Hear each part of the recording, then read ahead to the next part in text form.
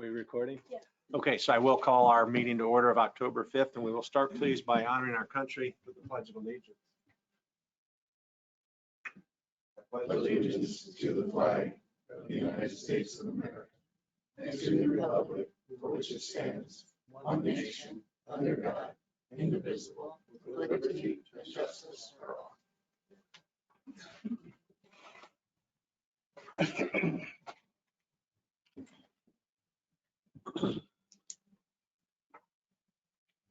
First item on the agenda today is the adoption of Whitley County's 2021 budget along with the solid waste budget. I think it'd be appropriate to handle those separately, please.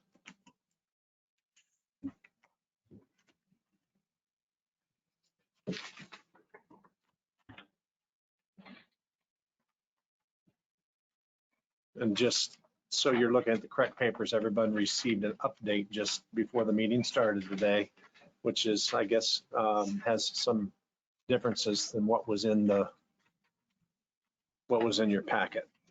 So let's take a few minutes, please, and make sure that you're not only looking at the new one, but checking and see what the differences are, please.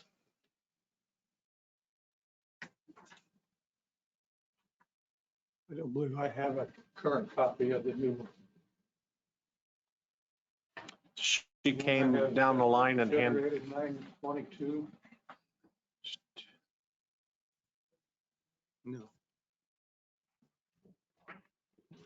We need another one of the new budgets that we were just presented with. I have an extra one, John, I think.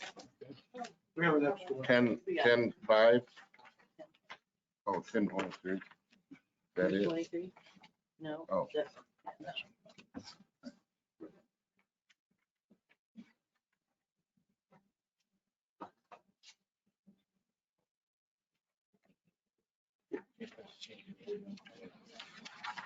And she's changing the ordinance number on it. On this, Yeah, because we used the you used 21-08 yesterday. But Our you- ordinance. okay. So we will spend this time reviewing this and waiting for Jana's return.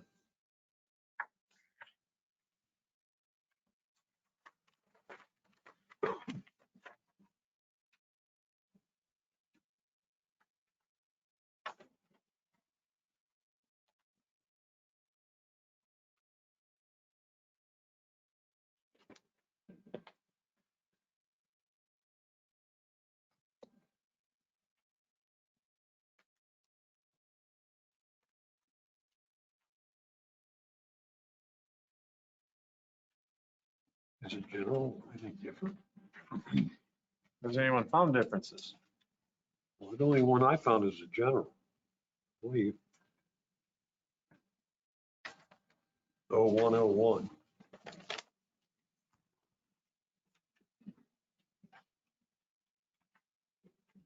This is the old one, this is the new one.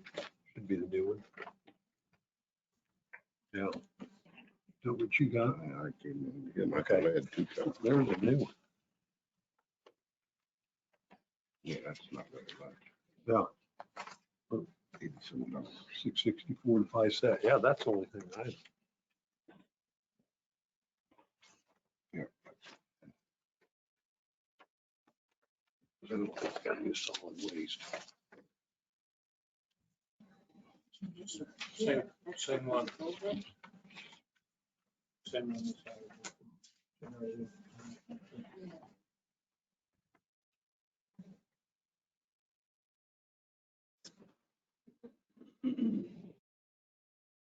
Community Corrections Grant is a slight difference. On the back of the first page, 702093 was a change from 702098.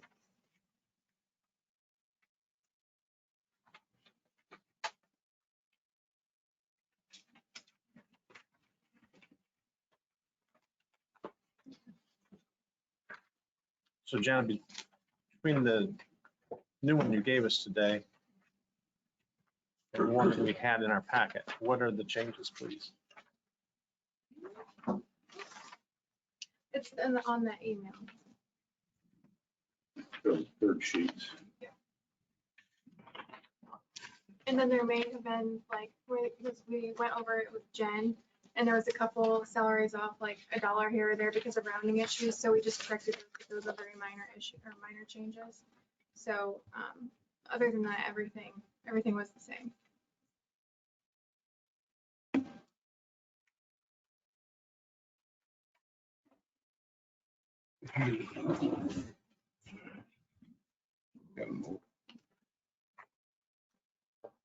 And all three of these issues will ultimately be part of the salary ordinance You as sure well. this is So it? correct, is incorrect.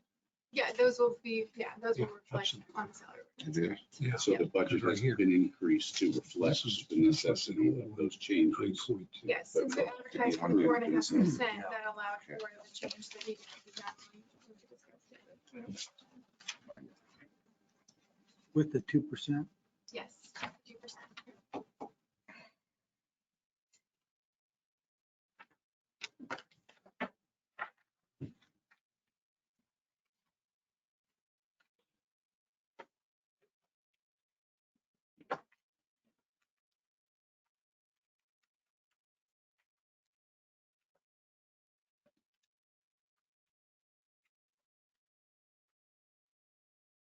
And I understand this is now going to be 2021-09. And then for county, and then 2021-10 will be solid waste.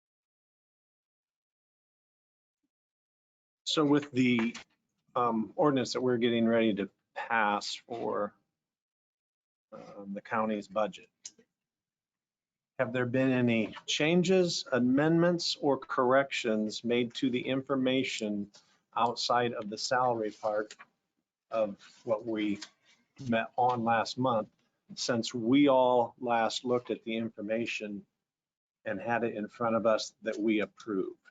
Have there been any changes, amendments, corrections, alterations, No. adjustments? Nothing. This is what you approved, 2% reduction in county general, and then the 2% increase for everyone on all the budgets in county gen, 2% increases for everyone. And then again, we went through the salary ordinance, and then some of them had rounding issues, like the jailers. I think it was like $1 instead of a 2 at the end, so we had to change those according to what was the salaries, were recommended. Again, just a rounding issue between HR, and then payroll has, how spreadsheets are. So those were the only changes that we made. So there were no line items changed anywhere on the budget from what we were presented with from any department? Mr. Chairman, in regard to that, these are not line items, but the Personnel Committee did meet yesterday, and there are 3 small groups of employees whose compensation may impact the salary ordinance.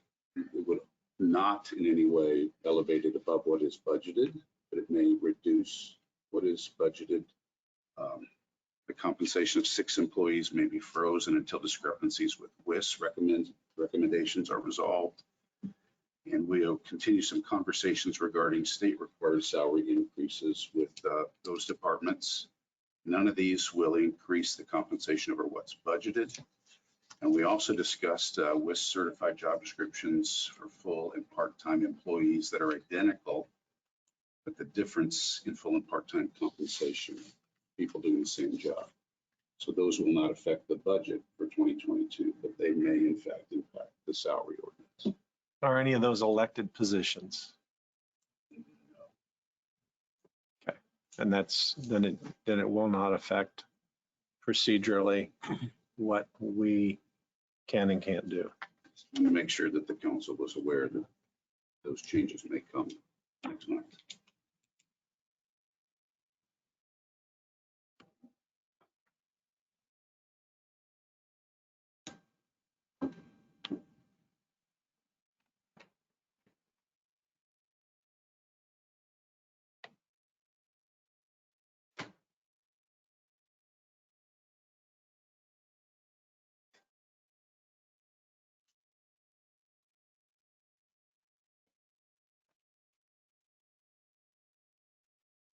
Yes, I would also like to note, so that the council is aware that even with the 2% reductions in proposed budget, once we figure our proposed levy and our other income, this is still a deficit budget that will eat into our reserves for next year. And I don't see a way around it based on what the projections that the LGF has for us to work with. I just think we all need to be aware of that this is not balanced.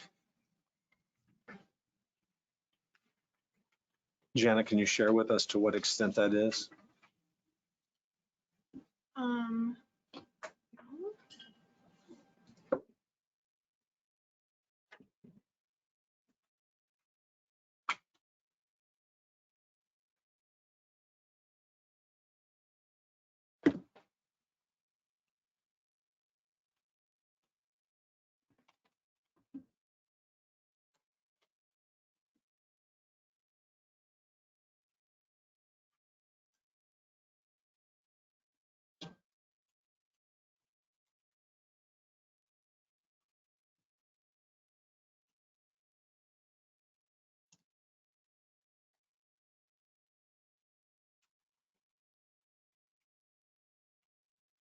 Do you have those numbers, Tim? I'm an approximation that we're at $4 million in reserves approximately in the general fund alone. And this could be up to 2 million if our income does not match what we expected as opposed to what the LGF tells us to plan on. So it could cut those reserves by up to $2 million. That's just an estimate. And what are the indicators they use to make you believe that that would be the case? They give us the number that is our maximum levy, which is less than what it has been previously. Also, they are anticipating a lower income tax, which has not been accurate in the past. Gateway puts out one set of projections, which was closer in line in what we based our budget on originally. And then LDGF comes later in the cycle, and they come with lower numbers. By law, we have to meet the LDGF budget numbers and levy numbers. And so there's a lot of speculation there. And I think that's Yes. exactly the reason that when 4 years ago, when John and I met with the State Board of Accounts and we had a reserve of $800,000, that they told us that was inadequate. So I'm comfortable with passing this budget, with having a reserve now in the neighborhood of $4 million that we've been able to increase over that period of time to cover a speculated number that we don't know how it's going to exactly come out. I agree completely. I'm comfortable with this budget. I just felt like we needed to be reminded of that reality. And so the DLGF makes you estimate that you're obviously going to spend every last penny in your budget, which we never do, never have so far. So yeah, this year they're estimating for December 31st of this year, they're estimating our cash balance to be $2,362,302. But then at the end of 2022, they're estimating it to be $350,000. But that's if you spend every $2,350,000. no 350. So they're requiring us to budget based on the reality that they expect our income will actually be greater than what they want to allow us to spend. But and we have to use their numbers whether they're low or not, so. So again, I see no reason not to adopt this budget.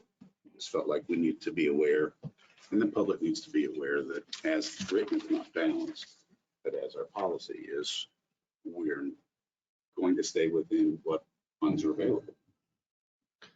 Well, we absolutely will, and I think that's the diligence that has been paid to building that general fund up and not spending every penny every year and being a little bit more conservative with our funds.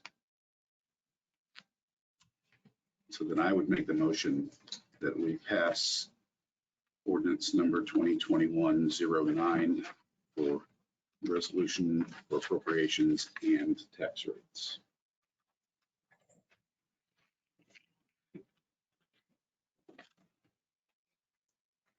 I'll second that motion. We have a motion and a second. Any further discussion, please? Hearing none, we'll go to the vote. All those in favor, please respond by raising your right hand. And those opposed, the same, and let it be shown it was passed unanimously with all board members present.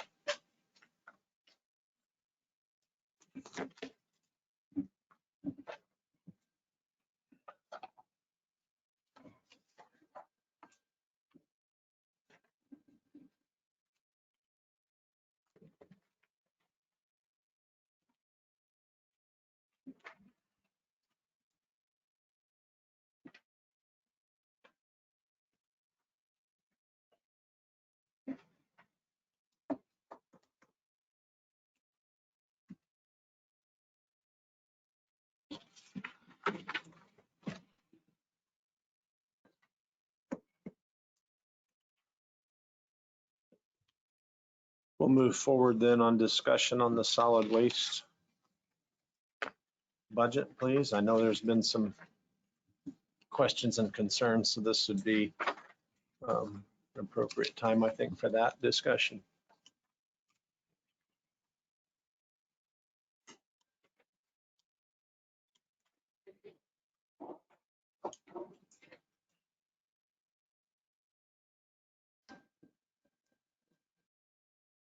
Well, I'm just a little concerned that that was sent out to WIS, and WIS come back and said that the director needed to be raised $7,000. That's quite a jump. And I want to know why. I want to know why they say needs to be jumped up to $7,000. And that's part of the budget that we do not have to approve if this board doesn't see fit. It comes from our board, or the board for the solid waste, which is made up of representatives from every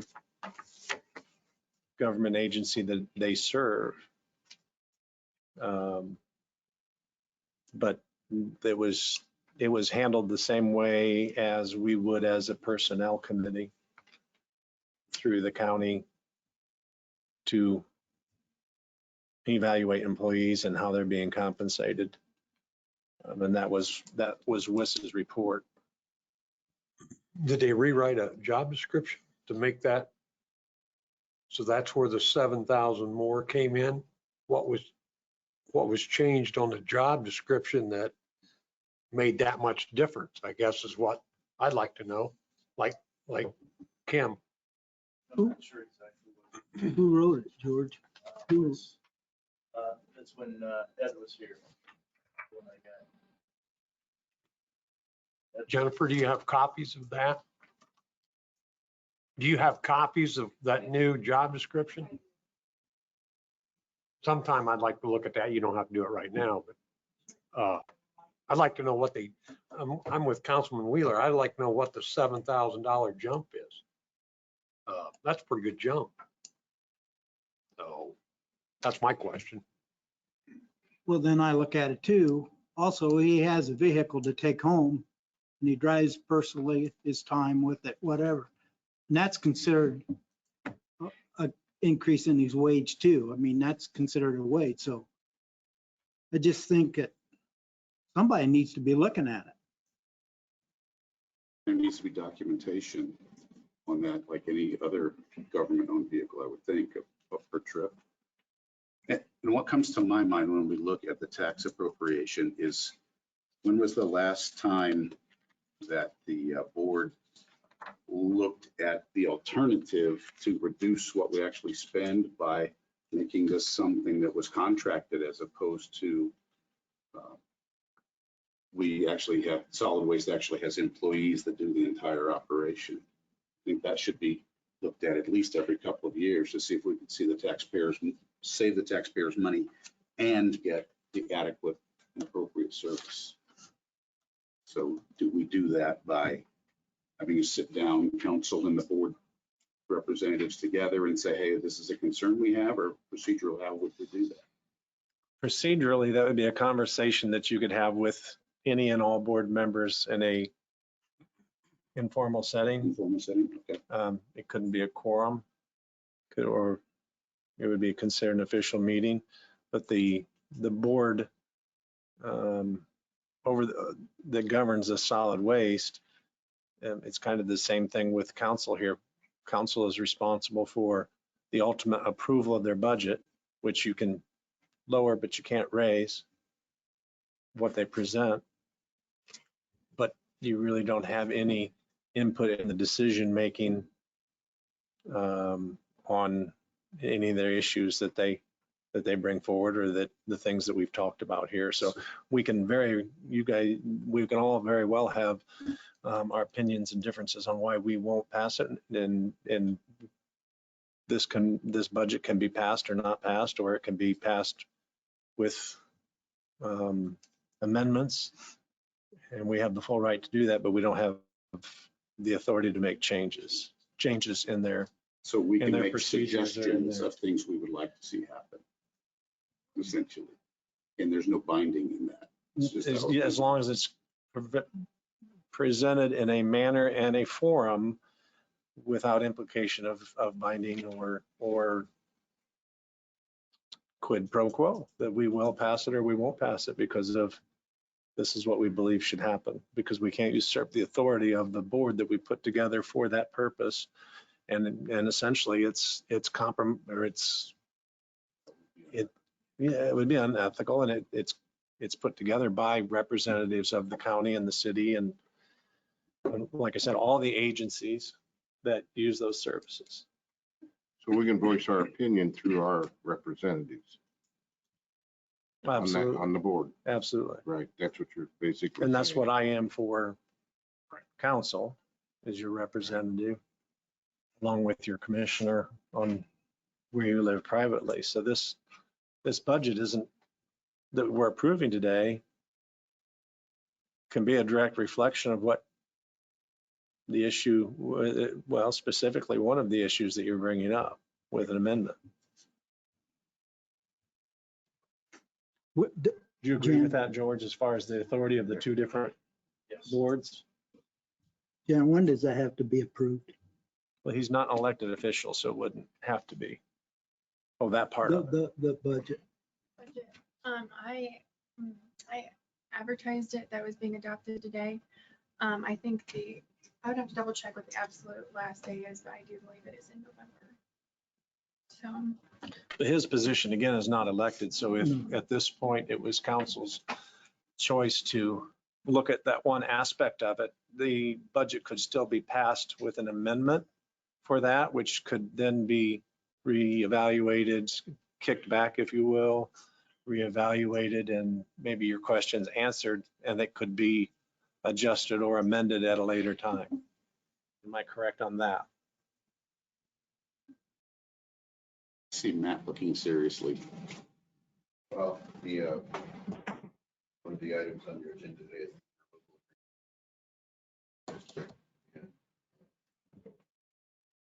make your conversation involve like all of that and see potentially what your question is. And I think my understanding is that's a complete different issue than what we're talking about right now. That has to do with how things did or didn't get paid. The interlocal agreement that's on your agenda for today is how the treasurer, the auditor, and the solid waste district interact with each other as well a little bit. This is part that I was reading. There is a section really about vehicle usage and how. And so, I don't know if you want me to jump in. There is a section 6.2. Well, let me ask you this. Is that something that we need to have discussion on before we pass the budget? Or is that a housekeeping detail for No, I what's think been the going on? interlocal agreement is like the issue that Kim raised. There is language in here regarding that vehicle pays for the gas, things like that. So the $7,000 has nothing to do with this. So that part of it is completely nothing to do with it. There are some side issues related to who pays for what that are in this agreement. Yep. It did. So I think what I would choose to do at this point, unless you would just tell me differently, is we'll go ahead and finish up this discussion on this issue, and then we're going to come back to that and address it. Yep, thank you. Define the date. Would you like me to? The date that it needs to be approved, yeah, that'd be great. Okay, so if we waited, the deadline for all taxing units to adopt the 2022 budgets is November 1st. So I would have to post the notice to taxpayers of the budget, of the proposed adopted budget by October 12th. So we would have to have a meeting. Before October 12th. Yeah. Or we can, Oh, okay, so it says the last, okay, so I would publish it, and then the last possible day for us to hold the public hearing is the 22nd, and October 22nd, and then it has to be adopted by November 1st. and then, of course, in that process, would also have to have time that the solid waste board would reconvene to Is there a discuss that. scheduled meeting in that timeframe for solid There waste? is a meeting 18th, October 18th. So no, that would be a special meeting also.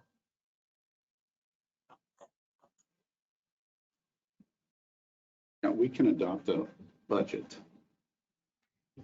but based on the other issues, that doesn't mean that does that mean that every line item is approved to be spent as it is, once we adopt it? You can adopt it with an amendment to cut a line item. You can't raise it, but you can cut it. Can we amend it to freeze a line item at current level until solid waste meets again and council meets again? I don't know. I think we probably can, but procedurally, I think it would probably, it can be, the funds are there in what solid waste has in their accounts. It's not an elected position. So that an additional appropriation can be made at any time during the process. So that you wouldn't have to freeze that. You wouldn't have to use that verbiage or that particular route to accomplish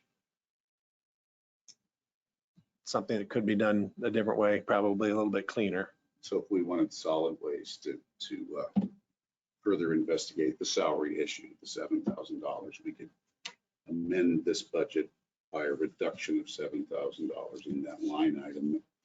And that could always be added in after we were. Yes, but I would want to be a little bit more specific about Yeah. the exact amount. Yeah, I'm just trying to figure out Do you have that procedurally number? the best way to accomplish this, Yeah. or if we just pass it as it is. Which would be, what was the difference though? Please. That I don't, that's just what he's advertised it, and that's what we adopted. I don't know what his salary was.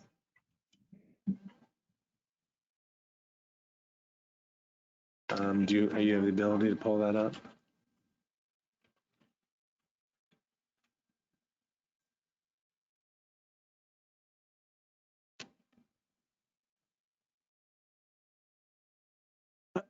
And I guess another thing I would like to know, and I think it's go fall back to Matt. Does it say in the agreement how many hours that he's supposed to work at that job? Really doesn't even define the role. District administrator, whatever. Doesn't define that role. That's more of a solid waste position. Job.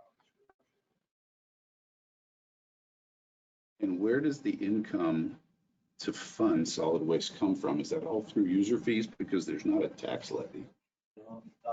There's a tax that's your spring taxes, $58 for a year is what it is. But that's separate from the levy that we would be looking at today. That's adopted by the solid waste board. The difference in the line item for the salary from last year's compensation to the request for this year is $5,463.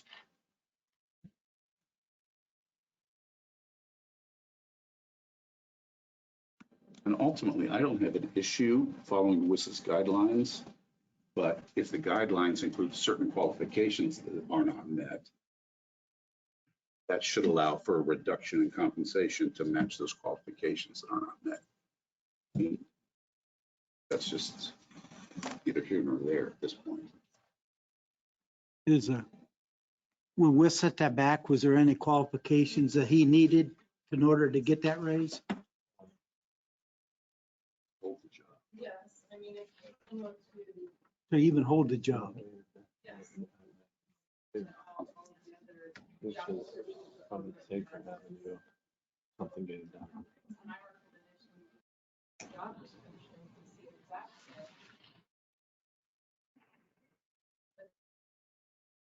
On the job description, it says we learning on the trying.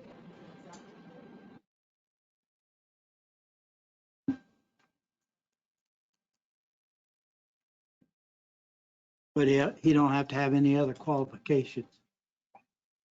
There are, I'm trying to find it. I believe one of those is a bachelor's degree.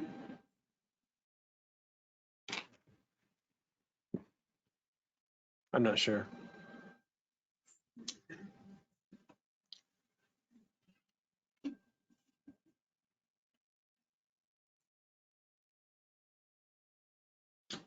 In review of our conversation, the solid waste board members meet and vote on this particular budget in the affirmative. Yes, Was there any conversation about the salary of the director? there was. And it was approved through the solid waste board? And it was, but yes, it was. Not all members. It was not a unanimous vote. Whether that has any bearing on it or not, I mean, that's probably irrelevant, but not all members were present. So I guess I fall back to what Tim says, if we're gonna use WIS, we need to use them. Well, where do you stop and go with it? Because here you have a gentleman that has the job, but he don't have everything, he don't have everything that needs him to be qualified to hold that job. So, And if I could maybe lend a little bit of insight to that, I would say that there have been other positions where that we've evaluated in the county because of time on the job and experience from that was taken into account as a consideration over the degree that we would normally make sure applied if we were hiring someone without experience. And I think in Joel's case, probably that he had been in, if we're going to talk about a particular person and not a job, he's been in that long enough that may have been, and I don't recall that particular conversation, but it may have been one of the factors in why that was handled that way. Well, then,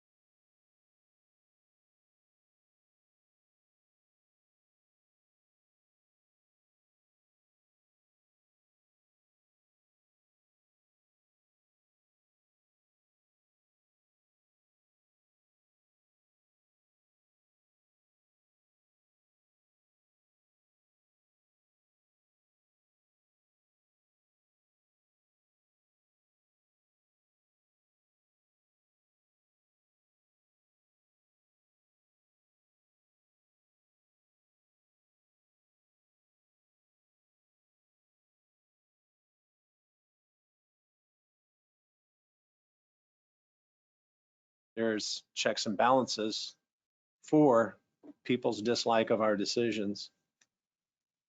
So even though that board is composed of, is compromised, Freudian slip maybe, I don't know, by all elected officials, all elected people, and that there's check and balance in place for it, we are still, the final approval of this budget.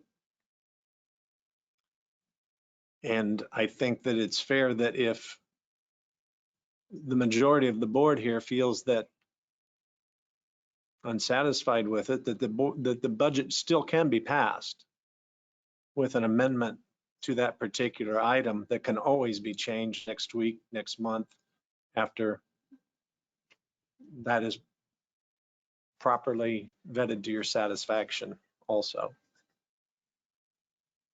What we did on the board and what we were comfortable doing, obviously we felt was appropriate with the standards that the county has used, even though this isn't necessarily officially a county department.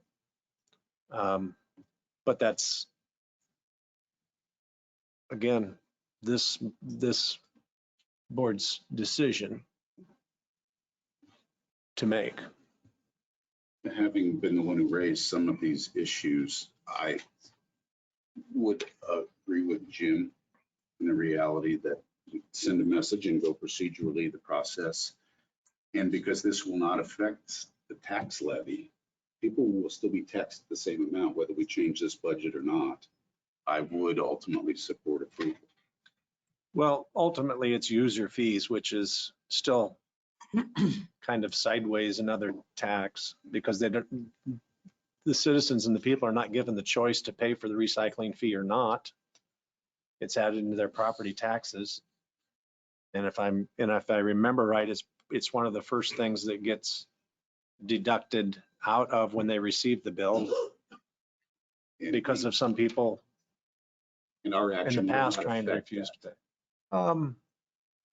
So it will still be the amount, same amount reduced. Is that correct? Our actions will not, no, nothing that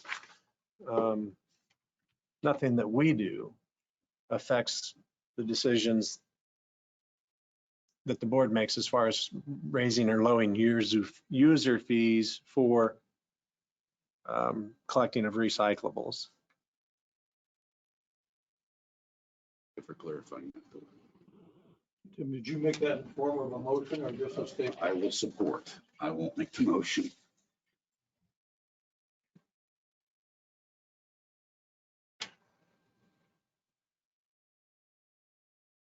Make a motion, we adopt ordinance resolution 2021-10 with the information that our representatives from council and commissioners address the issues that were brought up in the conversation. I second that. Have a motion and a second. Any further discussion?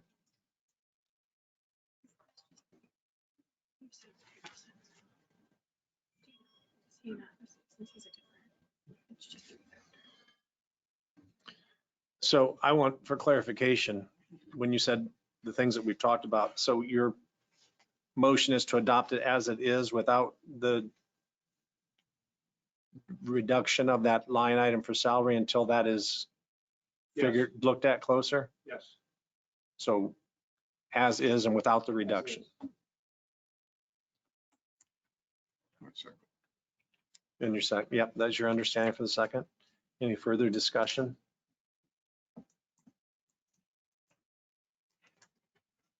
Hearing none, we'll go to the vote. All those in favor, please respond by raising your right hand. And we have 5 votes. And all those opposed. And let it be shown that Vice Chair Wheeler and myself voted against. Everybody else was in favor. Very good. So we'll move forward now then. I do appreciate the discussion we had on that and brought out I thought, very key issues.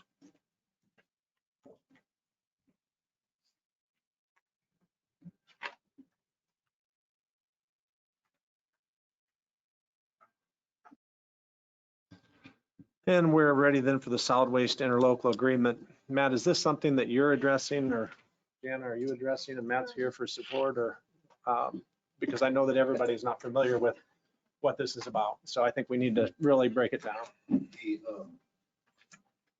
Well, I will, I'll take the lead to the extent I can. So every, Matt, if you would, please, would you just come over to the, and by the microphone, introduce yourself so everybody at home knows who you are, and then proceed so we can record it.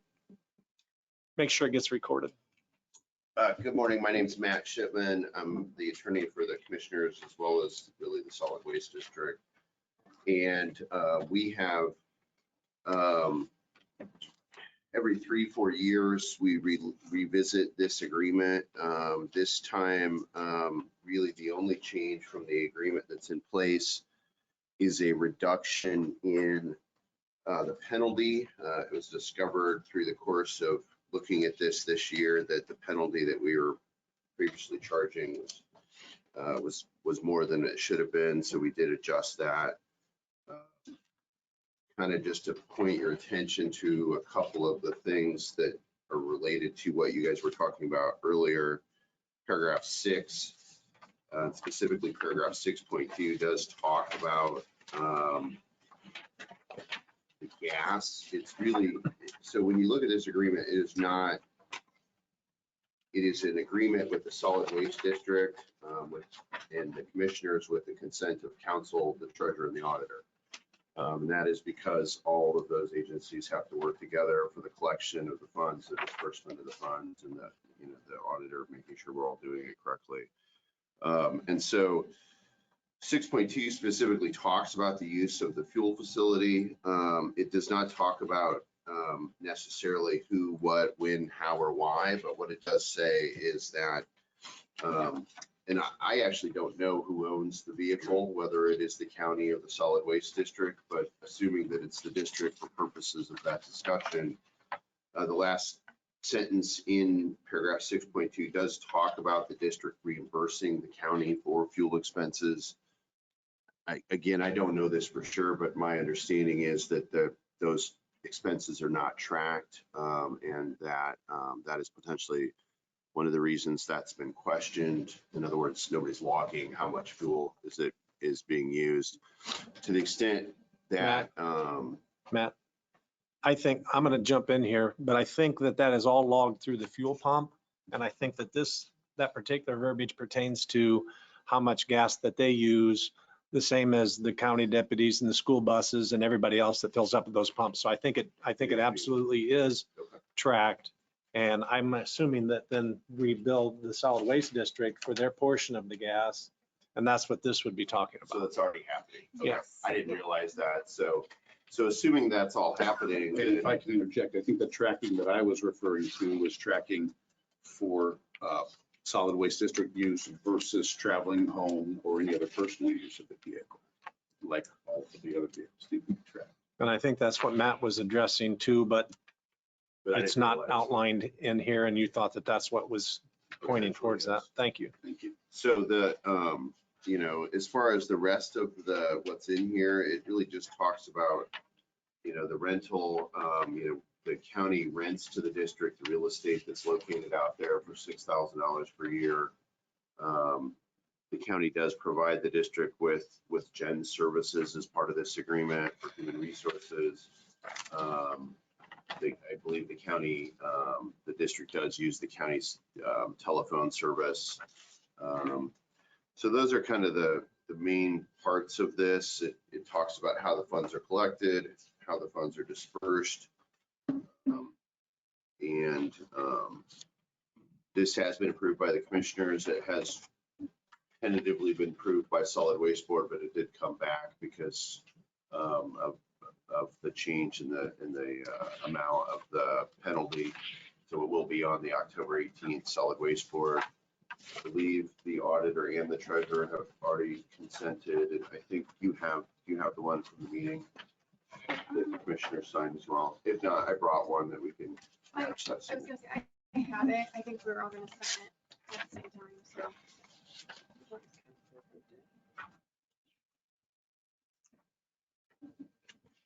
so. And what paragraph is the penalty referred to in? It is in paragraph 3.1, establishes $53 per year fee. And I think it's in there, hold on.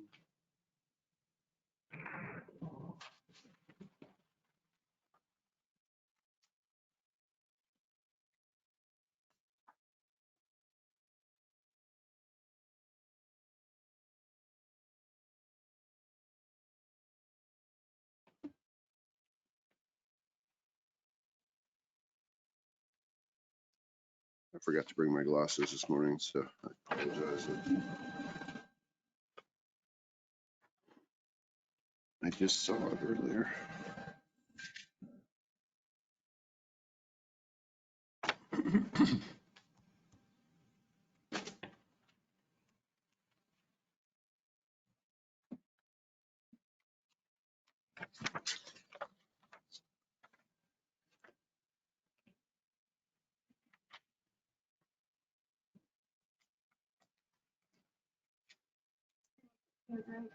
Yeah, it's paragraph 5.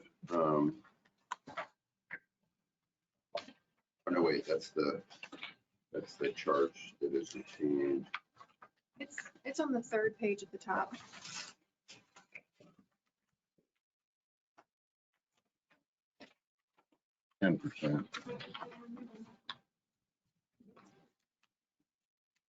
Which is the third page, front and back?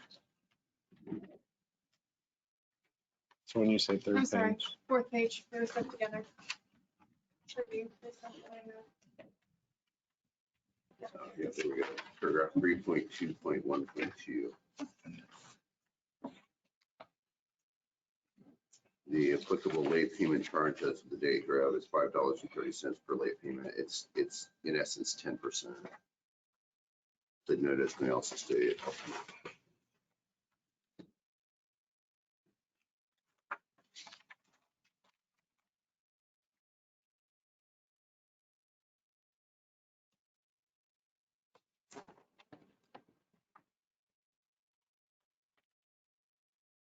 So the district recovers that penalty, even though the treasurer and auditor do all the work on the collections. And Yeah, they get paid a $2 per customer fee for process and handling.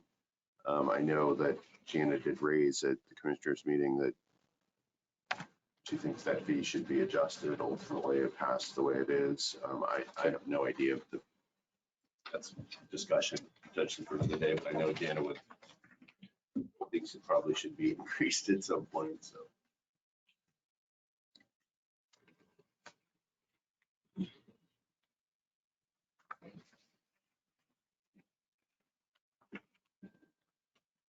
This is already a system, I guess, that's already in place. This is just kind of because the previous agreement had expired. It does continue from year to year after its expiration. It made sense to go ahead and redo it and then to correct that penalty. But really, this is a process and a system that's been in place since the solid waste district was created well before my time. I would just ask the treasurer and the auditor, were there any concerns that you had? I want to make sure that we're all clear here. I'm clear, but I want to make sure everybody is. Well, I think I am. There were some fees and there were monies that were supposed to have been paid or either deducted that weren't. So there's a substantial amount of money that is owed by the solid waste district back to the county. That's what we're talking about, was how that happened. And we don't need to talk about how it happened, but that has been corrected and that those monies need to be transferred back over. They've not been paid yet, have they? And what's that total, please? So at one time, the system was working correctly. The money was flowing, whether it was the responsibility of the auditor and the treasurer to withhold those monies and then the monies go to the solid waste, or the solid waste to recognize that, hey, those monies aren't being withheld like they always were. This has been going on for 4 years, 3 years. So over that course of 3 years, the money that the county was either supposed to be withholding or that the solid waste district was supposed to be paying, it wasn't happening. So when we talk about the penalty portion of it, then I think that's a decision somebody's going to have to make. Do we apply that because was this our fault, their fault, both fault, and for some reason it wasn't being processed? But regardless of the fact it wasn't being processed, I think there's an agreement across the board that these monies have to be recouped by the county from the solid waste district of $116,000. So it's significant. Is that with penalties built in? That, so we collect all the money and then through taxes, and then we give him 2 installments in spring and the fall. And then we give him normally a $2, or the $2, I'm sorry. We give him the number of households, and then he pays $2 per household. And then he sends the money to us. So it's not withheld. He does send the money to us. And I think what happened was the one year that we sent it to him, he disagreed with the number of households that we had. And I think we asked if he could give us a report of why he thought we were different. And I think I don't think we ever came to an agreement, and I think that's why it got kind of put to the wayside. But he gives us certificate of, I think he tells us when we need to put a solid waste fee on. So we put the fees on for him as well, and we take them off if the house, you know, goes down the fire or whatever. We have to make sure those are removed. But I think that was the issue, and that's why it hasn't been paid or resolved, because he didn't agree with what we had. So, but he's the one that tells us to put them on or take them off. So we just needed to find out where that discrepancy was. Well, and that discrepancy comes from the fact that we rely on that information from our contracted agent, Okay. because they're the ones that are going out and doing this. And I specifically remember in this same time frame, and George, I know you were part of this conversation when it was brought to us that the county had tremendous growth as far as new houses, but our contractor presented to us a lower number of houses than from the previous year, which we knew was not possible. So that started this, and that might have been when it all kicked in. But I think there's probably, well, I know there's responsibility on both ends of it. Moving forward, I think now that we've recognized this, that that's not going to happen again, but we probably need to figure out what we're going to do as far as the penalty portion of it. And we definitely need to collect the amount that's due from the solid waste board. I've had conversations with Jarrell about this issue, and of course, what he's explaining to me and what Jana has explained are, they both just thought it was being done on the other end. And so I don't think there was any ill intent on that. I just think that, I think Jana's explanation is probably pretty close to what really happened. There was a discrepancy that was going to be looked into, and then it just kind of got away. I think there's probably a little bit more responsibility on the end of solid waste, because of the fact that $116,000 is a lot of money that should have been recognized, that was still there when it should have been paid. But that's what we're talking about today, and that's where we're at with what needs to be recovered. So may I ask, was that money set aside in a line item or any way, or did it just remain in the general? Just got convoluted into the monies that were there and what we saw or what we were seeing on the board as far as numbers. Money was appropriately put where it should have been. It just wasn't then being paid back out. And the amount over that period of time was just not enough of a red flag for anyone that wasn't doing daily operations of the solid waste board to be able to recognize. Of the solid waste district, not the board. So theoretically, that money's just laying there. It's not spent. Oh, it's there. The solid waste district has the ability to pay that money back, or to pay that money. And the budget we just approved isn't increased in order to be able to have those funds. No. The money is actually present. Yeah, it's present. It's not going to affect, it's going to affect the solid waste district general fund, but not anything to do with operation this year. The budget's still, it won't be compromised. It won't be short, The money's there. The pondering question is, what are we gonna do with the late fees? pretty much. And I don't even know if that's our decision. But I'm not sure I understand when you say, what are we gonna do with the late fees? The late fee part has just been modified. It was $25 as a late fee. Now it's $5.30 to 10%.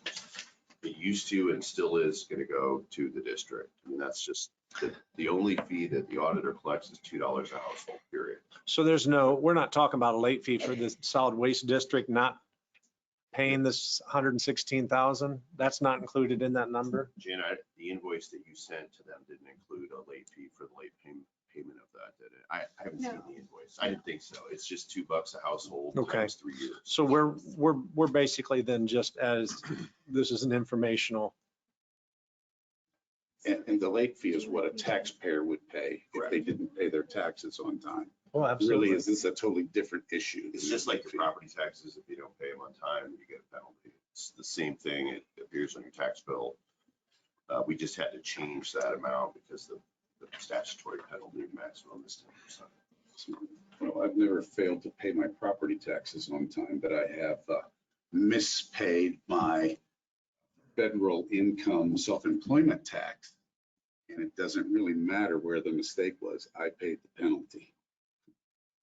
Well, I was speaking wrong when I was saying that I thought there was a penalty in that 116,000, and it's not. That's just what they owe us. There's no penalty. The penalty clause that we were talking about here is not the penalty clause for the solid waste district not making those payments. It's addressing a complete different topic. But Jana has asked, I am going to let her expand on it because I think she has some information that is relevant.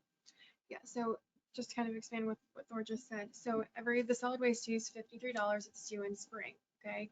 If you don't pay that, it will go into the fall, and then this $5.30 will be applied on top of it.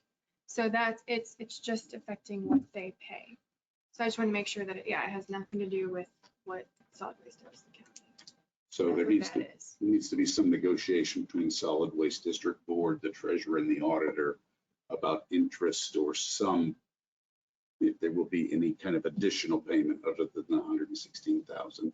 I don't think so. I don't think it's appropriate because I think that this could be looked at. If we do that, then it's going to come down to a discussion, okay, who really didn't do their responsibility? And I think that there's probably, if Jana would be honest, there's probably a little bit of ownership on both sides. So I think we're ready to call it good, collect the 116,000 and move forward. And I think that that's something that is already on the agenda to be addressed on the solid waste board's meeting of October 18th. Jen, where does that money go to then? Your line item for the county? Where does it, It goes back into the county general cash General. balance.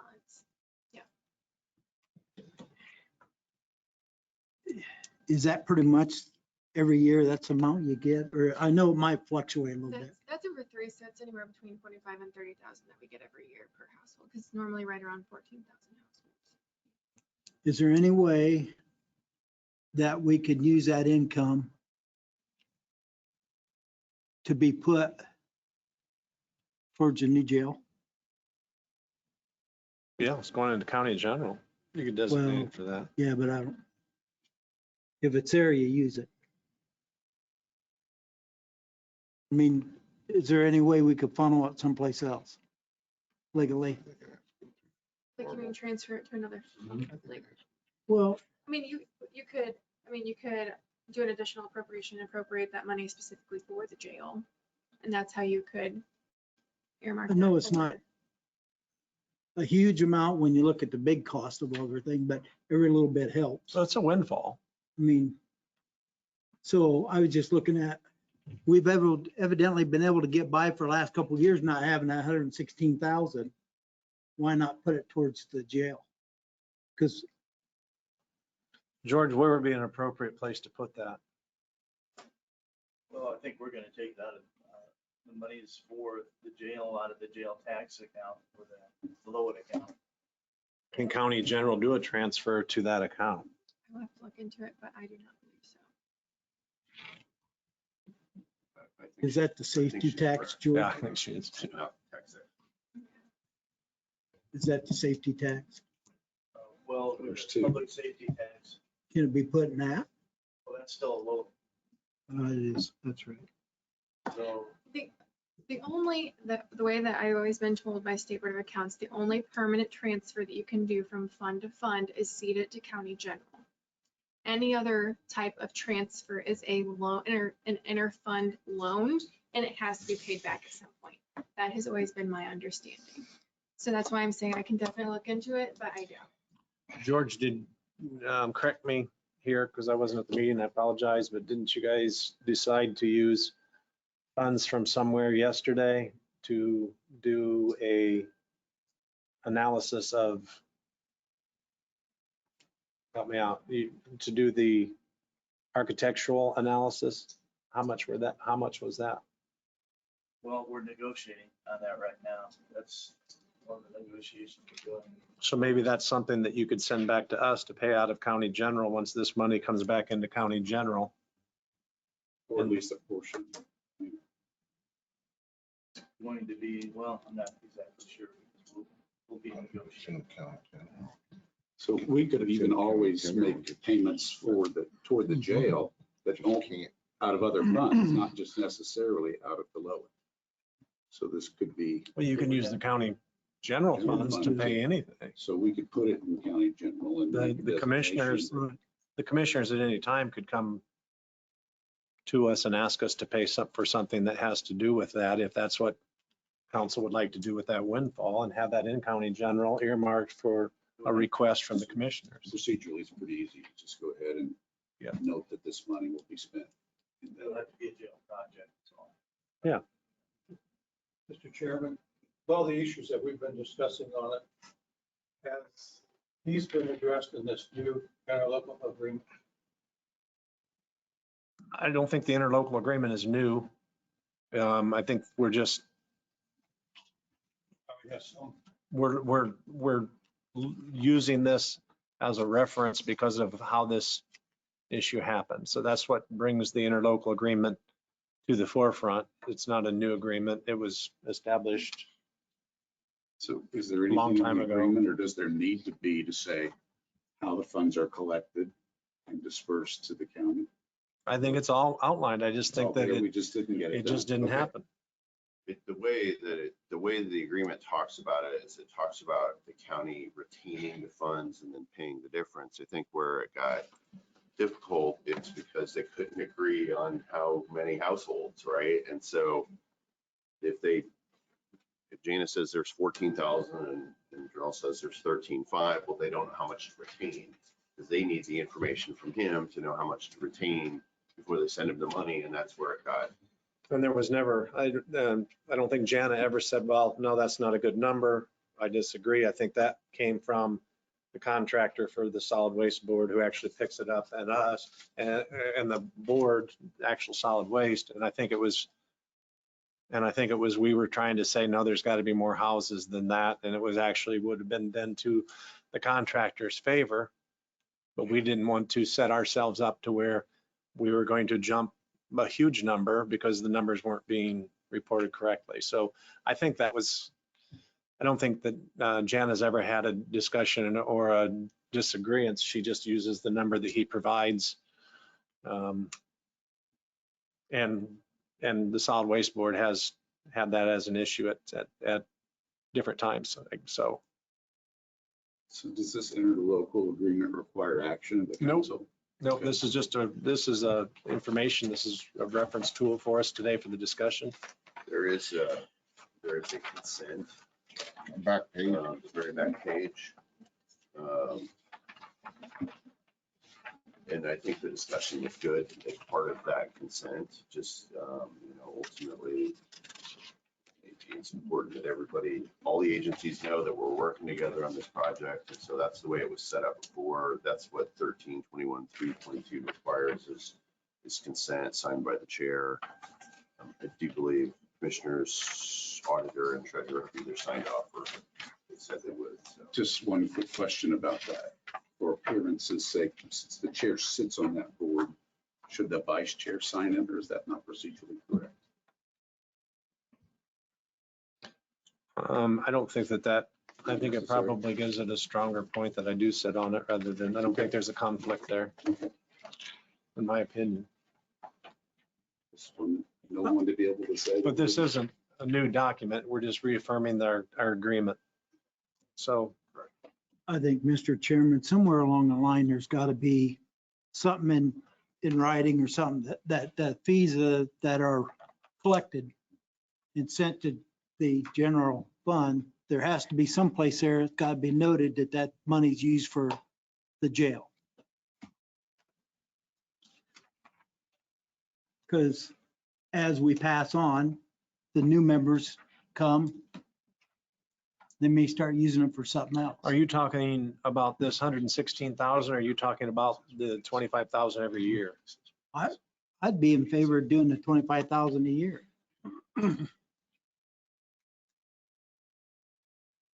Because we all know that it's always going to cost money.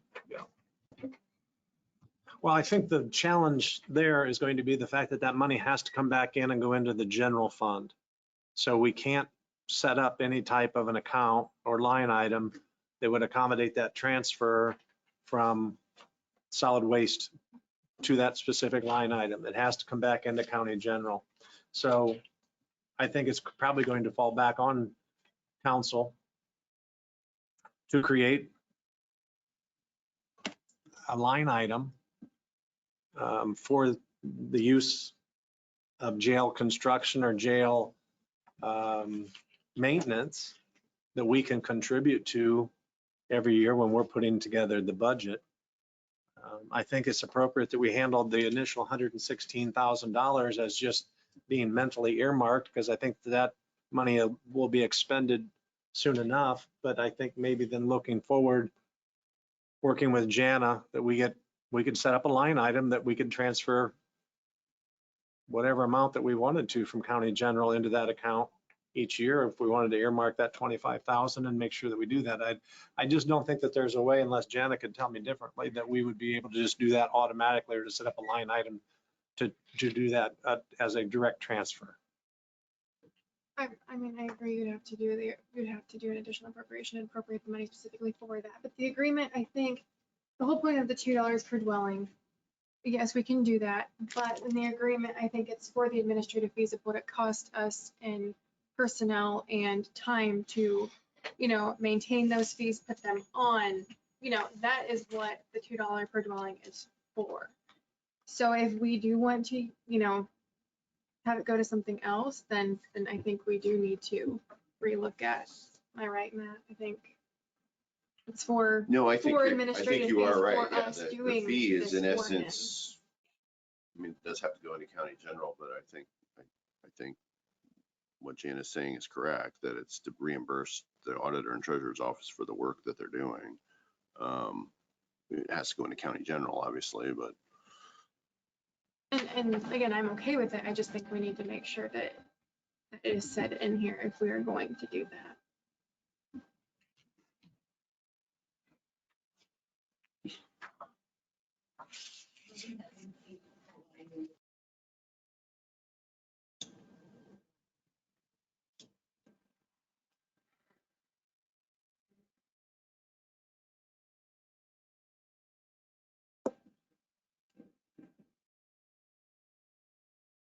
And that's I'm sorry, Kay, didn't mean to interrupt you, but that's something that you put in your budget that we're essentially budgeting away from county general. So I don't want you guys to get the feeling that we're taking something away from you, because those funds are always going to be there for that purpose. I think, number one, we started looking at the windfall of $116,000 that was never paid, and we've obviously been funding. Yep.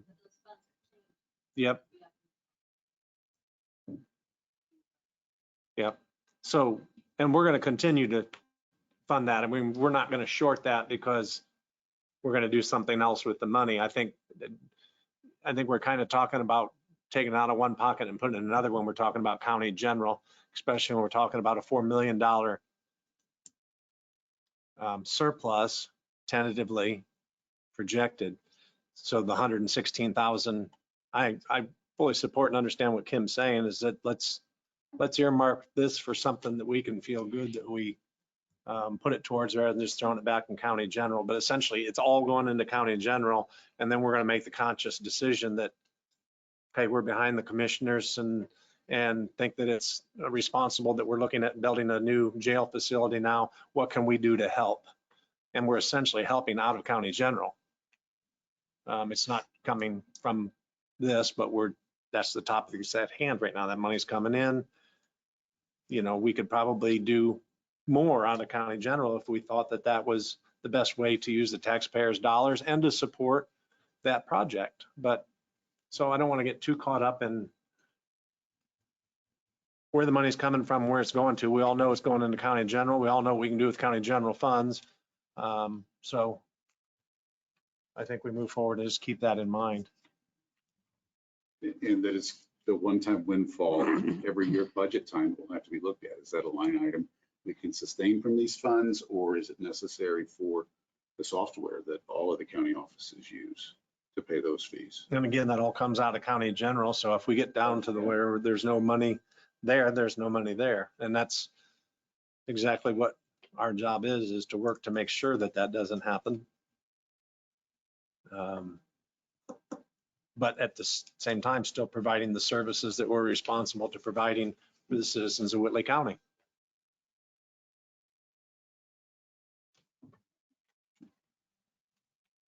Absolutely. I'd like to make a motion that we give consent for the county council chair to approve the interlocal agreement, solid waste and the other communities.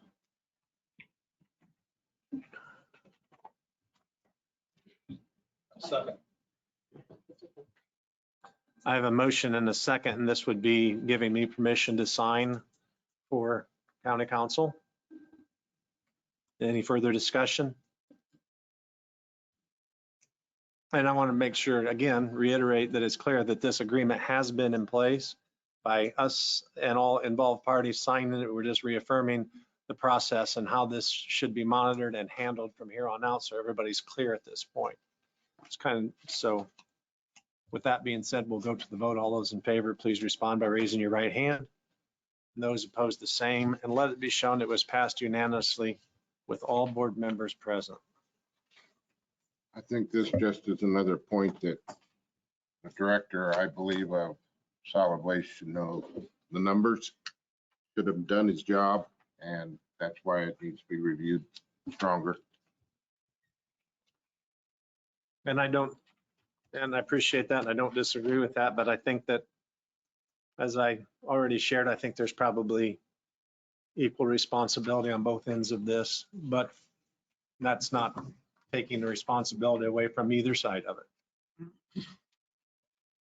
Okay, very good. 2022 council meeting schedule, please. I will share that I did speak with Columbia City High School. They thought it was a great idea. They were excited about it.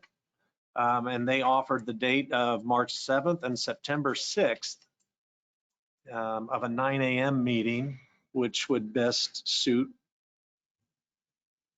them and their student body. It's still, the conversation I had with the principal would still be determined on exactly whether it be a school-wide event in the auditorium, which probably not, because the auditorium wouldn't accommodate everybody, or where they would specifically try to align it with classes and people of interest in what we do or what we would have to say. So I would plan on it, probably, don't know if it would be a 2-hour meeting. I would plan on, we talked about a 9 to 11, because of the fact that I would hope that there would be some good discussion, good questions, and each of us having the opportunity, along with the commissioners, because I would certainly want to include your meeting in the same too, so we could have dual meetings and just explaining to the student body who we are and what our jobs are. So March 7th and September 6th would both be tentative dates for Columbia City. John, were you able to? I was able to talk to Mr. Fallon and Jared Thompson, who is the government teacher on it. We have a target date of November the 2nd for the first meeting at 9 a.m. at the auditorium. We did not discuss a second date, which would be the second semester after the Christmas break on it. They have to go before the school board and request an outside entity to utilize the auditorium. In my conversations with them, they seemed to think that was just a system that they had, that's a project or a step that they had to take to get the approval on it. When you say November 2nd, would that be for next year? No, that's for this year. For this year? 2021. And then Okay. the second target date has not been set due to the fact that they were going to go through the Christmas break and go into the second semester. One of the things that he explained was that many of the students that have expressed an interest in the government class also go to an impact afternoon on it. So that's why we're talking about a morning meeting. And as I said, we did not go for a second date. And if the November 2nd does not work out, I'm speaking with Jana with the notices notifications that we have to have for a public meeting on it. We're talking about the first meeting in December. Okay, so that would really be altering this year's schedule to accommodate what would make them, what would work for them. Tom, did you? Yeah, I able to- contacted the principal at the high school. She was all for it. She had to go in front of the school board to make sure, just like John, we could get in there, everything would be legal and let us endure. But excuse me, I have no date yet because I haven't heard back from her. But very interested in doing it. Yes. I would suggest that for the meetings that we ask for questions to be written up beforehand, and it makes it a lot easier to deal with it from experience that we've had before. In my conversations with the government teacher, Mr. Thompson, Just I like mentioned Joe that, Biden. and he said there was no problem with that. And when I talked with Columbia City and coming up with the March 7th and September 6th, those are essentially the first Tuesday that we would, have our meeting in either way. So we could accommodate that. I assume that November 2nd, is that our meeting? That's the Dave? meeting date.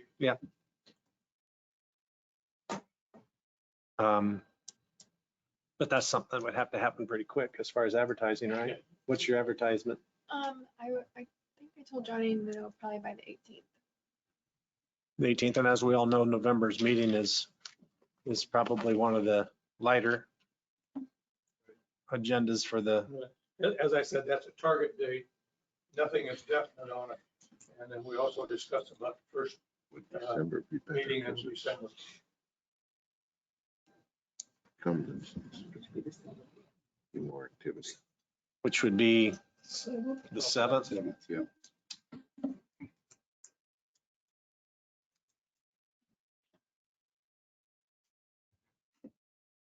Just a kind of a sideline, they were very enthusiastic about meeting and the students being involved in it. So I think it's going to work out well. Just a matter of getting the mechanics of it put together.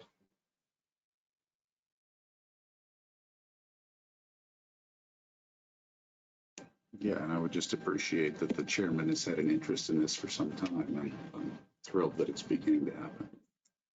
Well, I mean, it's not an original idea. It's something that, as George has shared, they had a positive experience with it previously. It's just haven't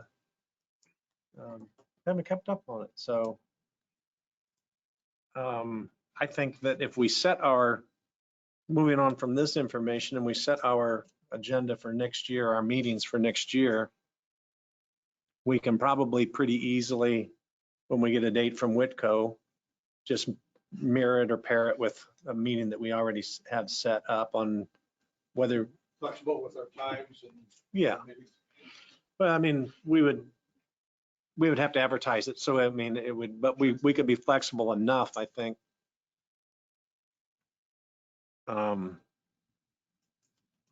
Just like with Columbia City, I mean, 8 o'clock start for them, they're not in school yet.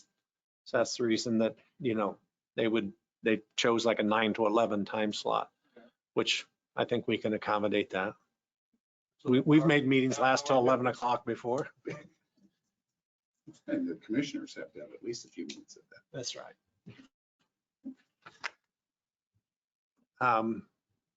So then that leaves the floor open for discussion we had about evening meetings, meeting twice a month. Is there any strong feelings either way on making any of those changes or any proposals to alter our schedule away from what we've already talked about as far as accommodating the schools?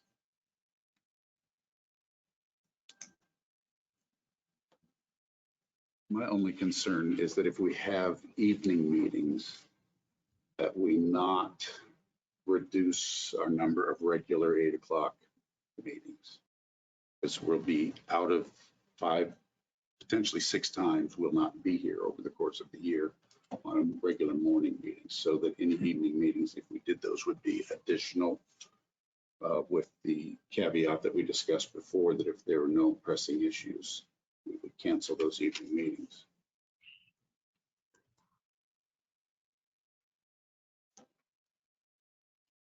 would we want to look at some sort of a trial basis to provide the community to be able to attend those meetings if we would have them in the evening and maybe schedule them quarterly throughout the year as a pilot program for next year to see what the interest would really be. And we would see if the public is really interested in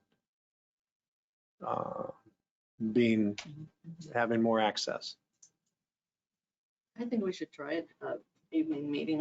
I'm for evening meetings. I'm not for a second meeting. So I think a test trial period would be a great idea, and if it didn't work, we know. I had been to some events with some surrounding council or commissioners lately, this past month, and I asked 3 how their meetings went. One was at night at 7 o'clock, and it has always been that way. And they couldn't comprehend we didn't. So that was a real interesting conversation. The other 3 people I spoke to, theirs were in the morning, and they couldn't understand why we would go tonight. So it really came out at 0. But I'm for evening meetings because I would like to see if we would get the public in, if there was an interest in it.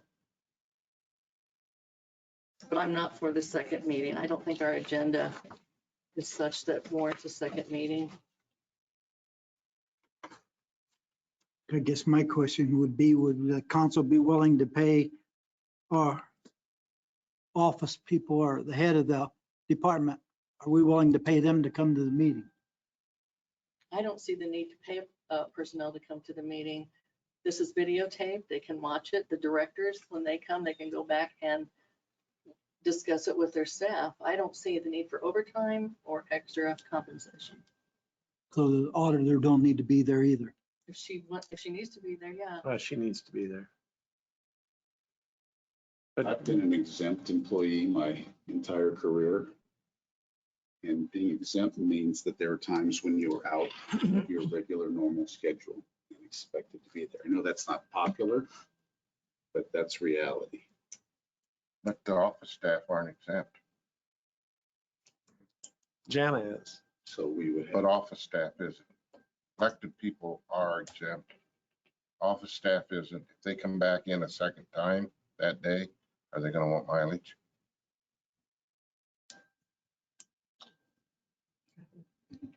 Yeah. Yeah, if we need them at that meeting and their presence is required, then we should compensate them. It's going to be a very minimal amount. I don't think that we should use that as an obstacle so much as just doing the right thing by compensating them if their presence is required. If their presence is desired, they desire to be at the meeting, but there's really no requirement that someone be there, then no. But I think it's fair if we would require somebody to be at that meeting, that we could compensate them in some way, whether it's a hourly rate or whether it's a comp time trade-offs, or if they wanted to use, or flex time, if they wanted to use flex hours or adjust their schedule, or their department head could adjust their schedule. I think that's appropriate.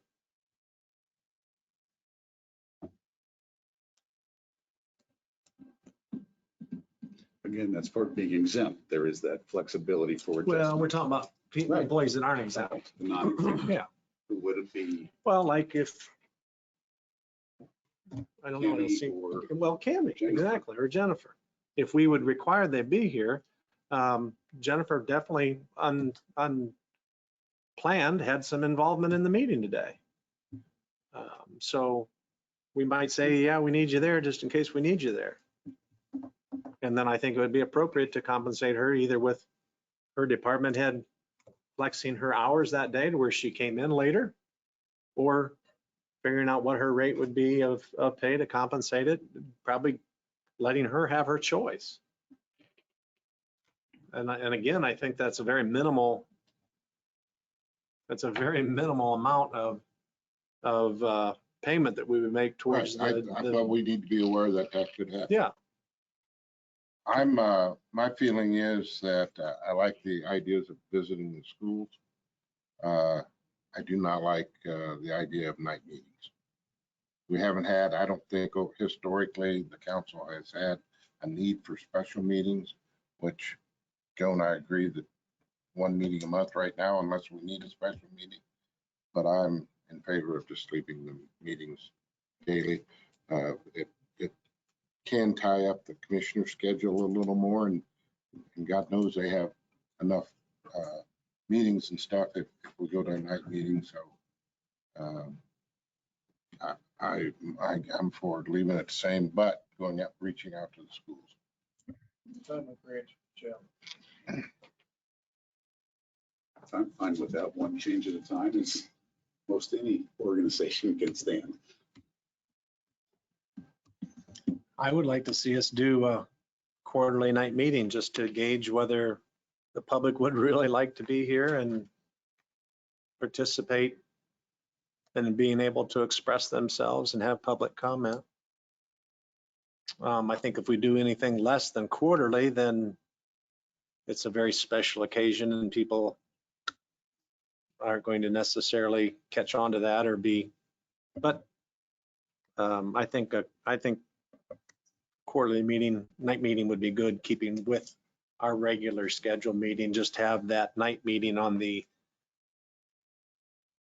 opposite Tuesday following the commissioners' Monday meeting and have the evening meeting. And we're not- Following Tuesday. Well, the Tuesday following their second meeting in and the we're not- evening, or we could even do it the same day really, because I know we put our meetings the next day just because they have theirs on Monday in the afternoon, and then that business should come forward for them because they have things to bring to us before we have our meeting. So we could have our meeting on our second meeting or our night meeting on a Monday evening. We're not because they gonna would have settle already for a had their- schedule today, are we? Because we Yes. still have to wait from Whitco. to hear from Whitco. No, we would No? just, We would well, I just think we've change it.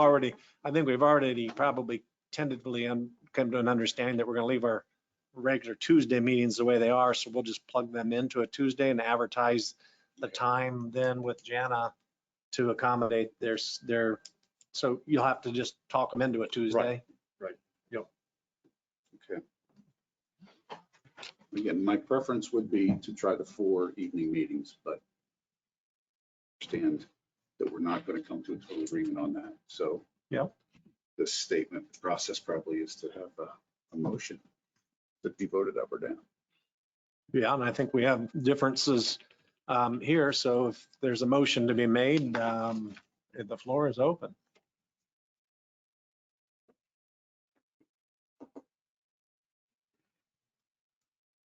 I'll make a motion. I think we should try an evening meeting. How we work it out, whether we do it quarterly or monthly. I guess I need to decide that for my motion, don't I? Yeah, Okay, I make a motion that we try to see if it helps attendance for the public, a quarterly nightly meeting following the commissioners' Monday meeting on a Tuesday.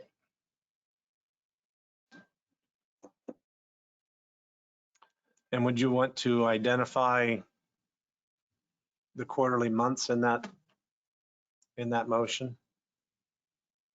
I would say the third month of the quarter.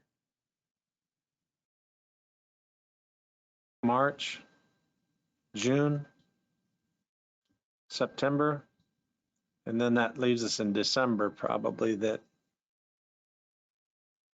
in December. So the March meeting you would identify then would be, George, do you have your schedule? What would your second meeting in March be of next year? Well, I don't have that with me right now. Are you talking 2 meetings? So it would be the 20, We need to clarify, I'm only talking 1 meeting a month. I'm not adding the second meeting. okay. I'm making a motion that we take one Tuesday on the third month of each quarter, as a So- regular meeting as evening. So on March, That's the March high school 2nd. meeting. March 8th, It's the high school meeting. Oh, Right. March 8th, yes. It's the high school meeting. And there must be a I've got March. holiday there because March 8th is a Wednesday. The clarification March 8th is a on Tuesday. the third Tuesday at 5:30, the sewer district meets in this room. So that same third Tuesday evening, there is previously scheduled meetings on a monthly basis. Okay. Yeah, I think Bill, you might be looking at 2021.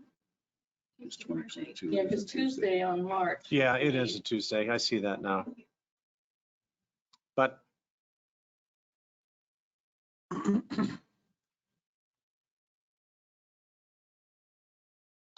knowing that March 8th is a date that Columbia City chose, do we want to move that month's meeting? Do we want to look at it maybe February, May, August, and November as the middle month for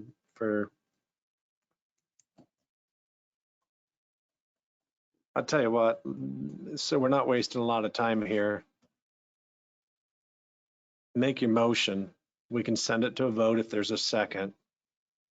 And if there's enough support for it, then we can go back and specify the dates. If we work really hard on specifying the dates here and it's I not going to agree. pass, then we've wasted a lot of time. I agree.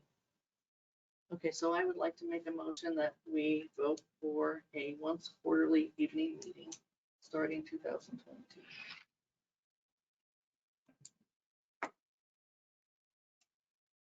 And that would be instead of having our regular meetings, so we would still keep our meetings for the year at 12 meetings. 12 scheduled meetings outside of any additional meetings that may or may not be Correct. called.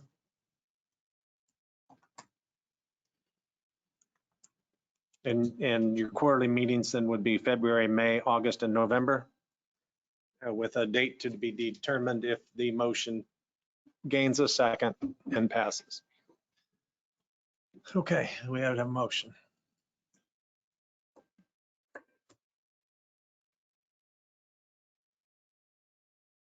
Is there a second?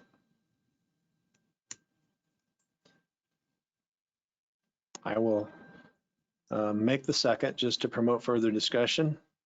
So a second has been made. Is there any further discussion on it? I can understand why you want to go to night meeting.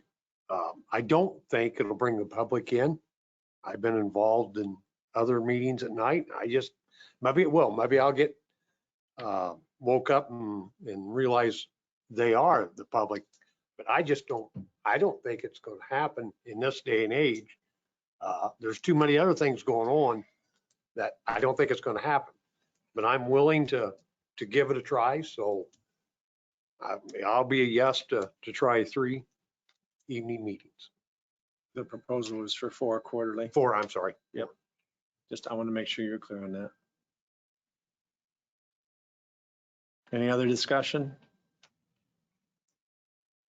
We'll go to the vote. All those in favor of the change, please respond by raising your right hand. And those opposed, the same. And let it be shown that it was defeated 4-3.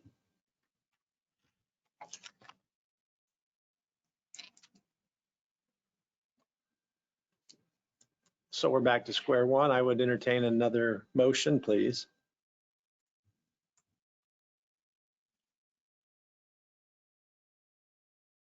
I would make a motion that we have 16 meetings. Our 12 regular morning meetings with some of those calendared based on our 3 high schools. And 4 evening meetings, one of those being a quarter.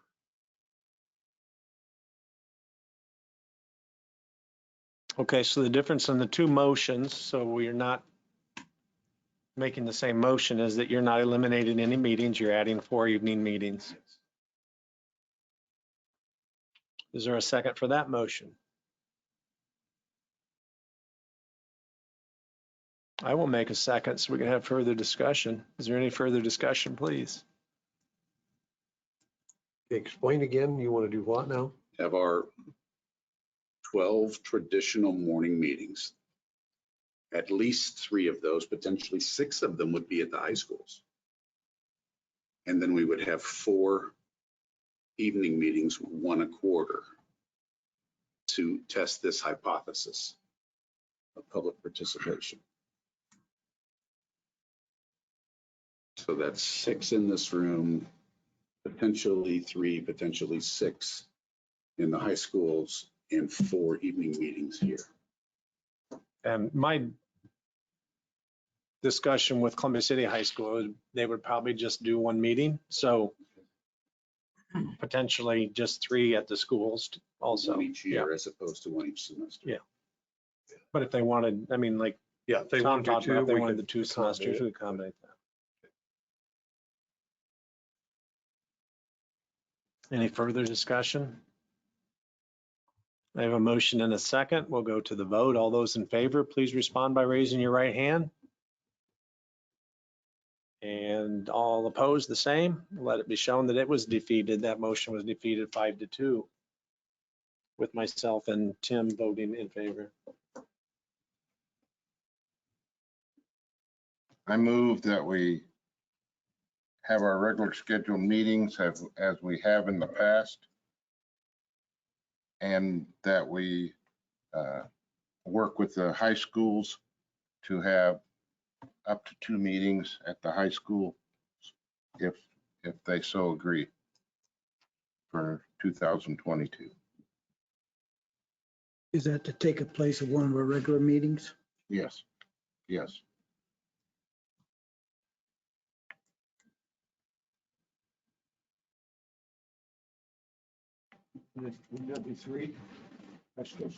Yeah, all 3 high schools. 2, up to 2 per school is what I Yes. understand.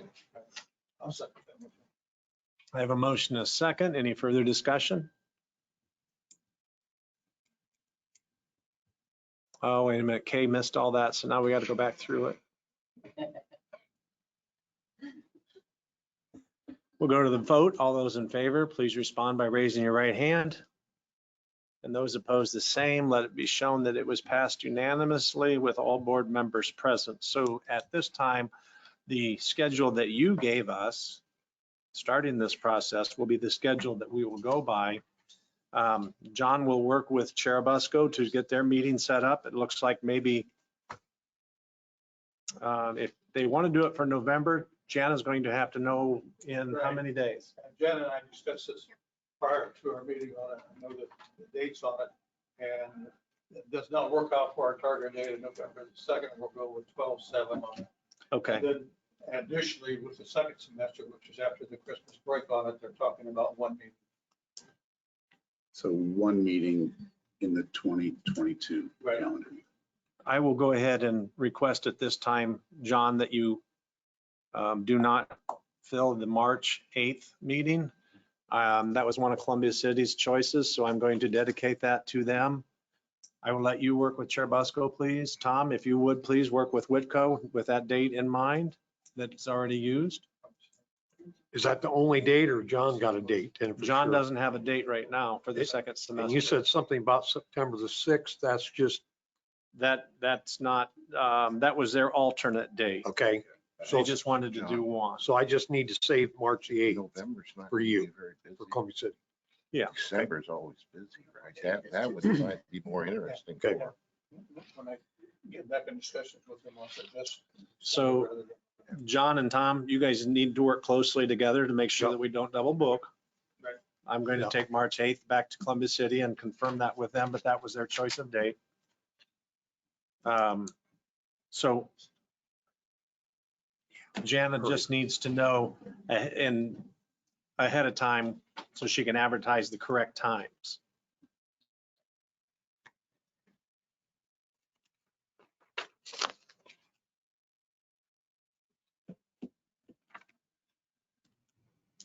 (2021 and 2022 longevity pay dates).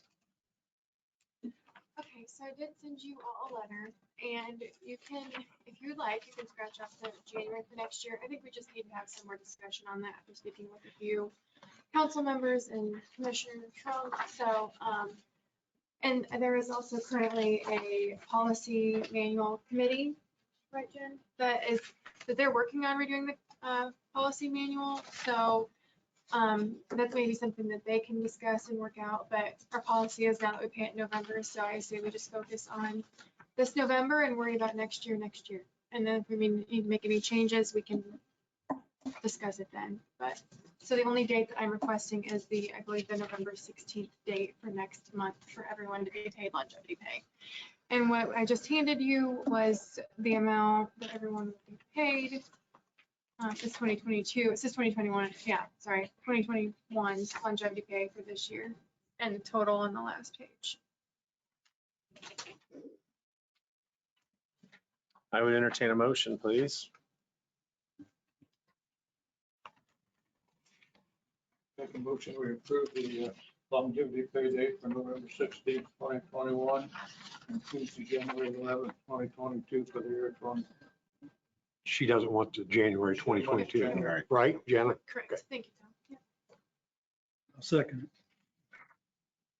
I have a motion and a second.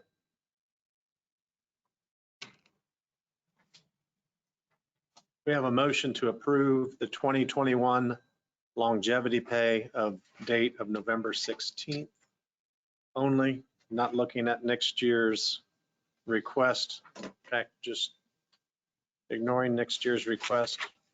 And there's been a second. Any further discussion? Hearing none, we'll go to the vote. All those in favor, please respond by raising your right hand. And those opposed, the same. Let it be shown it was passed unanimously with all board members present. Commissioner report, please. Okay, we just had our commissioners meeting yesterday. We were presented with the council and precinct redistricting by Jessica and Cindy. There was some significant redistricting for the council, so we tabled that until we could take a look at that and have some more discussion before we did anything. We also were working with the jail, with the architect. We're seeking support from council to approve Elevatus as the architect for the new jail project. They will be doing marketing and taking care of House Bill 1263 for us at the same time. But we're asking for your support for Elevatus. And what we'll be doing is we'll be working with them to come up with a fee schedule for their services. We've gone through and we feel that Elevatus as an architect is the best for us. We're also looking at an owner's rep at this point. We're not going to bring that forward yet, but we're looking at an owner's rep. And they'll be working with us as far as with the architects, with the designers, with the contractors.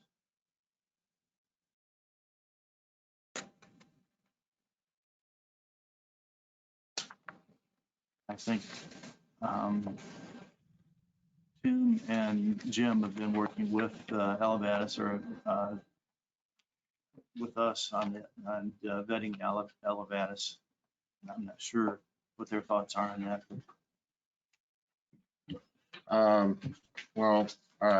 I went down and visited Hamilton County and with RQAW also. And then went with Thor and Tim and myself and Kim and to Adams County with Elevatus. And I think they're very sincere. I think they'll be good to work with, and I think you guys made a good choice. You've got a good reputation within the jail community. I like the fact that we're going to save a significant amount of money on architectural fees because we're satisfied with what they've already proven that they've done. And I like the fact that each new facility that they've built, that you've looked at, there's been flaws that have been pointed out and corrected, not only in the building process, but now the design. Right. So we're going to be privileged to having those advantages going into our design process, and we're still going to be saving tens of thousands of dollars on what it would cost us to start with somebody from scratch. So I think it's a tremendous company to get involved with. And I agree completely with what has been said. I was also at that I am excited about that we will be having people in a relatively local office in Fort Wayne to deal with, as opposed to Indianapolis or elsewhere. The one thing that I like about Elevatus also is that they're going to help us with marketing. So, we're concerned about the businesses that are in the community that we're putting the jail in. A lot of the businesses have got concerns.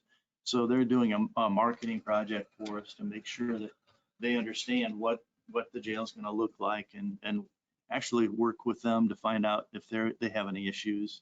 Because we do want to fit within the community there. And then also, before we do anything, we need to start that House Bill 1263, which we have to contact the adjoining communities or counties that we have, and to see if they would like to do a regional jail. And if not, then we can go forward. But it's a House bill that we have to deal with right now, and that's going to take probably 30 to 45 days at least, I would imagine. Which would be a tougher conversation and thing to pull off than the combined dispatch that we've addressed at different times. So it's not going to happen. That's true. So. Anything else, George? We did meet with Parkview yesterday with Scott Gabriel, with Chad Owens, and I'm trying to think was head of EMS before. Anyway, we had 3 people from Parkview that we were working with because of the EMS contract is due at the end of the year. Carla Jeebert, I'm sorry, blanked out there. But Carla was one of them that was there. Had a very good discussion with them as with the new contract, what they're looking at. They're looking at raising fees a little bit, but they wanted 300,000. We're at 250,000 a year right now. They wanted to bump it to 300,000, but we did get them to agree to a 3-year contract for 250,000 the first year, 275 second year, and 300 for the 3rd year. One thing we do have to remember is that they have added a 4th ambulance to Thorn Creek. So that has been an addition that they're working with. They're like everybody else. They've got problems with paramedics and EMTs, and we're in discussions with them to make sure that they really report to us if there are any issues, any long runs, but willing to work with us. But right now we're working with Matt also to make sure that if we change the contract a little bit, the existing contract, we may have to put it out for our RFP. But nobody at this point has been interested in working with us other than Parkview.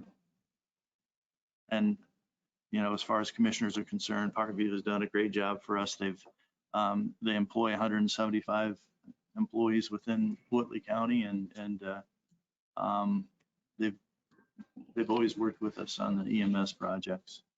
I think Kim can remember when we were paying, I think, $500,000-$600,000 a year for EMS services. We provided the ambulances, and then at the end of the year, if they had a deficit, then we had to pay the deficit.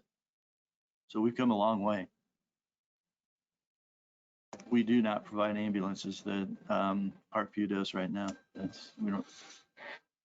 So we have come a long way.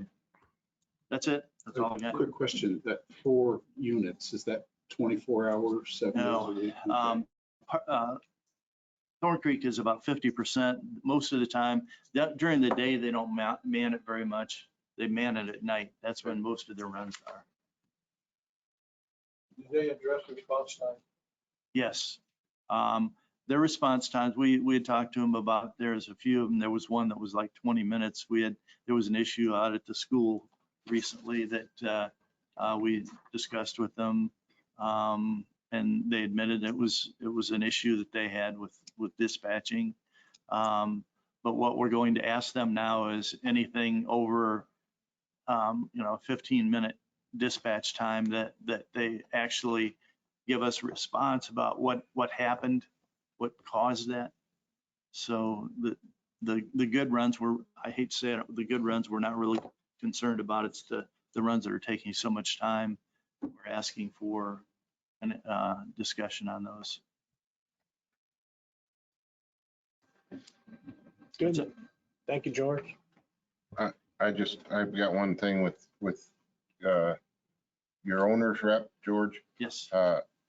I'd like to make sure that everyone gets a copy of Sheriff Gatton's. He did a little research, talking with 4 sheriffs on whether they had owners reps when they were building their jail and that. And I think it's something that everyone needs to see. I'll make sure. And that, especially you 3 on kind of on that committee, what he found out in his research, and I appreciate that. Okay.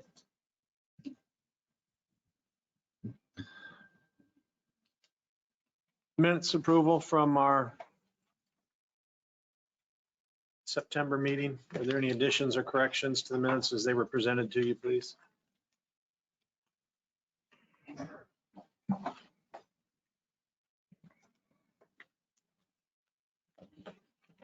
Make a motion to accept the minutes as written.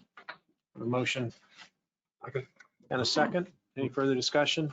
Hearing none, we'll go to the vote. All those in favor, please respond by raising your right hand. And those opposed, the same. And Abstain. And Jim is I wasn't here. abstaining. Yep. Passes 6-0 with 1 abstain. Councilman Barrett? I have nothing other than 205 is no. Councilwoman Wester? Councilman Longerbright? Yesterday in the commissioner meeting, they also, the clerk's office election gave options on possible redistricting. Make sure everyone gets a copy of that to look at. There are some changes proposed. That's all I have. Councilman Warner? I have nothing. Councilman Comfort? Just received at the Indiana Association of County Councils meeting a booklet for each of you. It should solve all of our questions and answer all of our concerns. It's just that. And on a personal note, I have officially retired from congregational pastoral ministry, and hopefully that will make me more available to serve here in our community. Well, congratulations on your retirement. 40 years service. Thank you. Vice Chair Wheeler? Yes, I had a lengthy talk with the State Board of Accounts yesterday. Pretty interesting. I'd like to take my hat off to Jana and her staff. They talked very highly of her. They did not find anything that was out of place or put where it shouldn't be put. And I just want to say thank you. That's all I got. Yeah, good job, Sarah. And I have nothing. We are adjourned.